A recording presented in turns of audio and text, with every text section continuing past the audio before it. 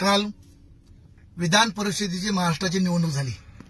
त्या निवडणुकीमध्ये काँग्रेसचे काही आमदार फुटले आणि त्यांनी बीजेपीला मदत केली। त्या ठिकाणी बीजेपीचे उमेदवार या ठिकाणी निवडून आल्याचं, आमदार निवडून आल्याचं चित्र पाहायला भेटतंय।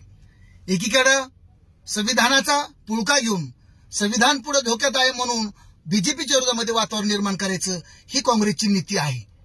आणि आज स्पष्टपणे त्यांच्या लोकांनी त्या ठिकाणी बीजेपीच्या आमदाराला मदत केली आणि त्या ठिकाणी त्यांना निवडून आणलेलं आहे। याच्या अगोदर चंद्रकांत हांडोरेंना सुद्धा याच पद्धतीने काँग्रेसच्या आणि विशेषतः अजित पवारांनी या ठिकाणी पुढे येऊन नेतृत्व करून चंद्रकांत हांडोरेंना पराजित केलं होतं। चंद्रकांत हांडोरे हे दलित आहेत आणि आज या ठिकाणी सेकअपचे पूर्वविचार पक्षाचे नेते जयंतराव पाटलांना त्या ठिकाणी काँग्रेसने बीजेपीला मदत करून त्या ठिकाणी पराजित केलंय।